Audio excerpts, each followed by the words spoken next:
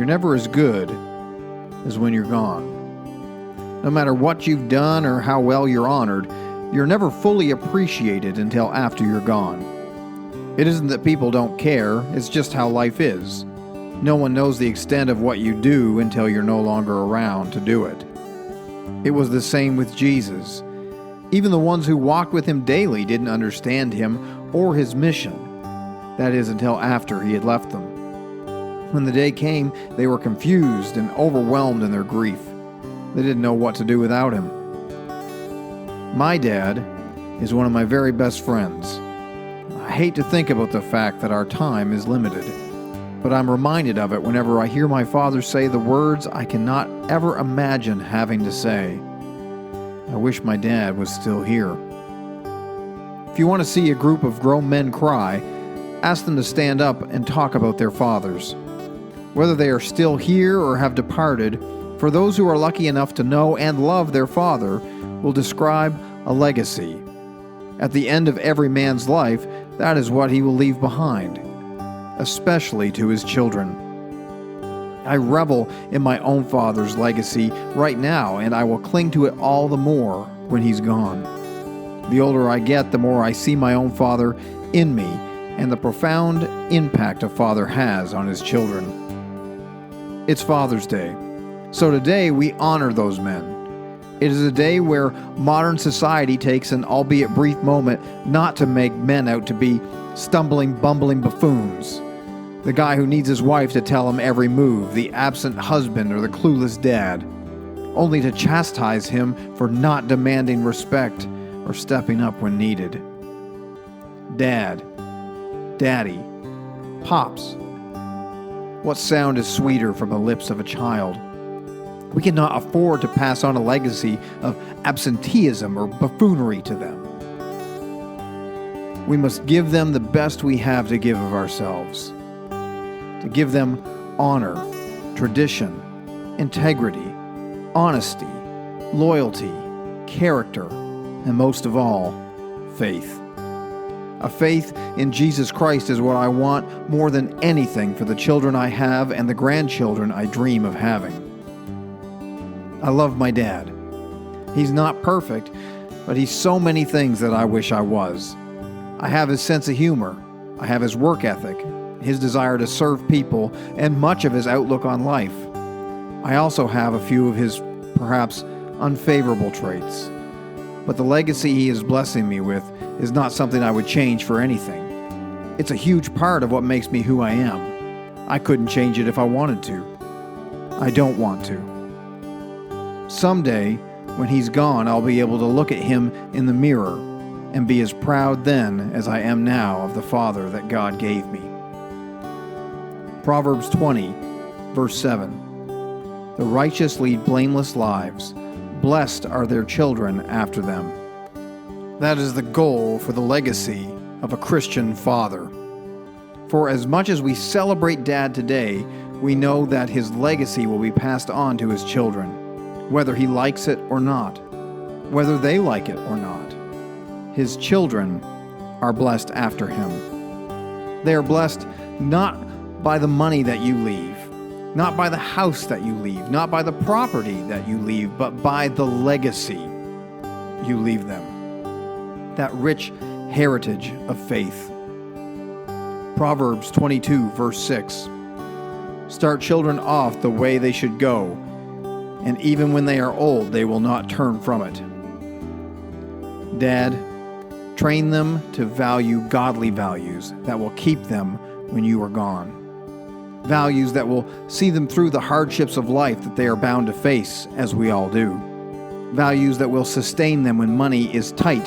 Values that will keep them strong and faithful in sickness and in health. Values that will help them choose the right partner for life. Values that will hold their marriage together through thick and thin. Values that will show them how to raise your grandchildren in the Lord, not just in the church.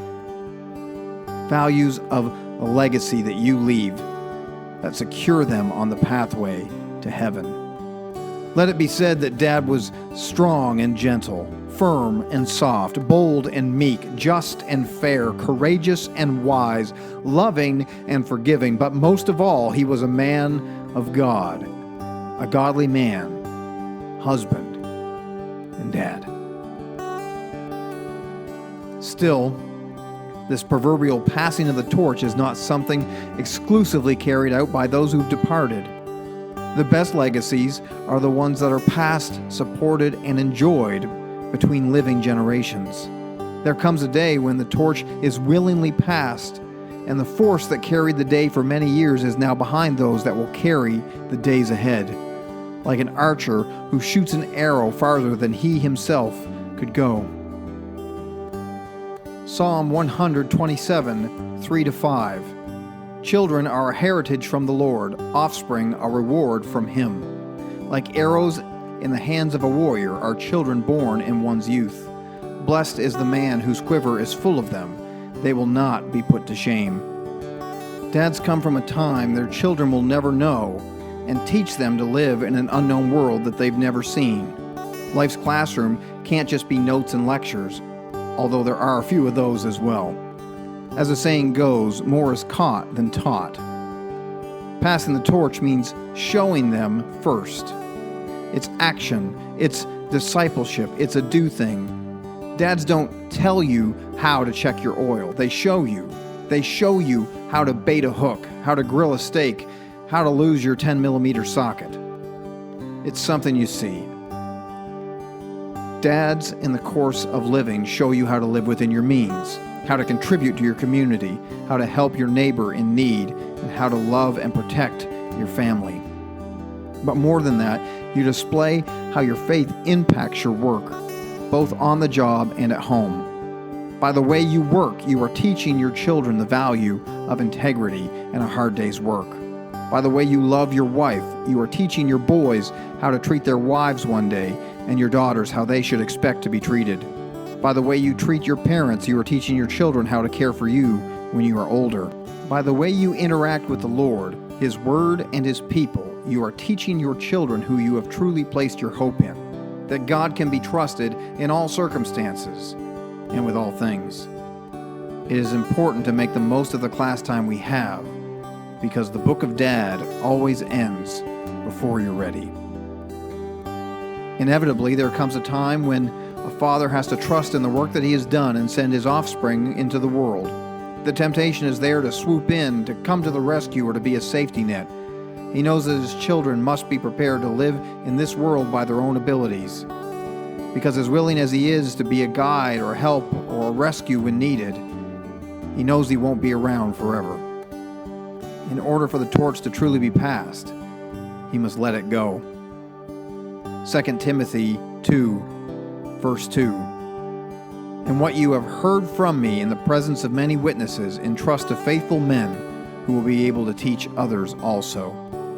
It is a beautiful thing to teach something to someone else and watch them be successful.